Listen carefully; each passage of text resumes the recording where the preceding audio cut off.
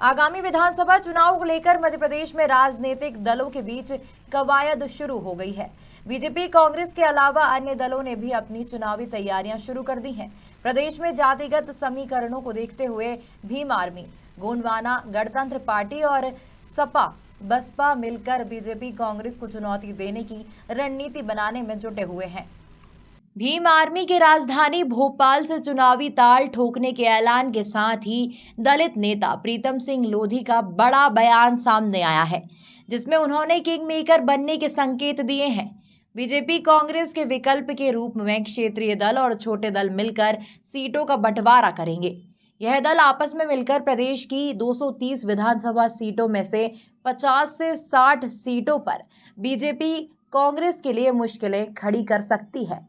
तीसरे विकल्प के रूप में ग्वालियर, चंबल, बुंदेलखंड, मालवा और आदिवासी क्षेत्र मंडला, डिंडोरी, बालाघाट में ज्यादा जोर रहेगा। इस कवायद को लेकर जल्द ही चंबल क्षेत्र के श्योपुर से राजनीतिक यात्राएं शुरू होने जा रही हैं। मैं पार्टी से बाहर हुआ हूँ, तब से मैंने एक ही निर्णय लिया है कि हम जितनी भी छोटे छोटे दल हैं इनको मैं सब एक छत के नीचे लाने की व्यवस्था कर रहा हूँ।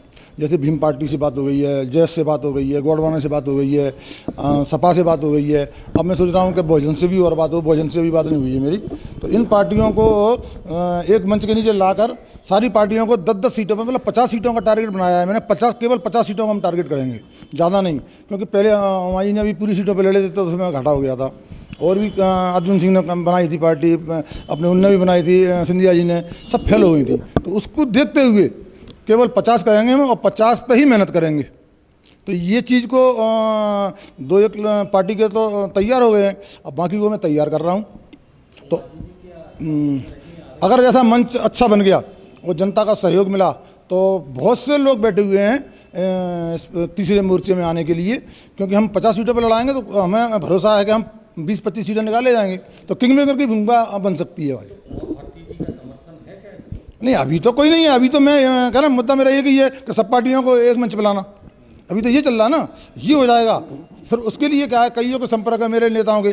जैसे कांग्रेस में टिकट नहीं मिलता है किसी को, कांग्रेस से रुष्ट हैं, जैसे बीजेपी से रुष्ट हैं, बहुजन से, ऐसे कई लोग रुष्ट हैं। तो वो लोगों के अभी संपर्क में है मेरे, तो वो लोग भी आ सकते हैं और तीसरे मोर्चे पर लड़ सकते हैं। जो आज जो कार्यक्रम हुआ था वो तो बराबर चलेगी।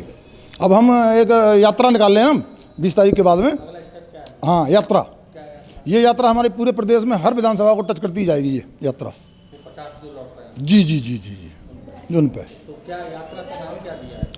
अभी तो नामांकन किया है, लेकिन अपन तो यही देंगे नामांकन जो आज की हमने, कम से कम 2.5 महीना चलेगी वो यात्रा। 20 तारीख के बाद में होगी। अब तारीख तय नहीं हुई हमारी, और उसका हमने चयन भी कर लिया है, और दूसरा हमने लोगों को जोड़ भी लिया है। तीसरा उसकी हम रोड बना रहे हैं, उनके हम माप बना रहे हैं, माप कैसे बने उसका। आपके अलावा कौन कौन शामिल होगा? ये 3-4 पार्टियाँ के लोग शामिल होंगे उसमें। सपा और भीम, जयस, गोंडवाना, ये 4 तो है ही है। संगठन बना रहे हैं, कोई इसका नाम दिया है? नहीं, नाम नहीं दिया। हमने तो यही कहा है कि सपा से 10 सपा लड़ ले 10 सीटें पे, जिसमें हमसे मेल रहेगा। भीम आर्मी लड़ ले 10 सीटों पर, जिससे हमें मेल रहेगा। बाकी पे लड़ना चाहें वो फ्री है, वो लड़ सकते हैं। हम उन पर टारगेट नहीं करेंगे, हम केवल 50 सीटों पर टारगेट करेंगे। चंबल, बुंदेलखंड और मालवा। जैसे ये कि 23 के चुनाव, कि 23 के चुनाव में किंग मेकर की भूमिका कैसे निभाई जाए।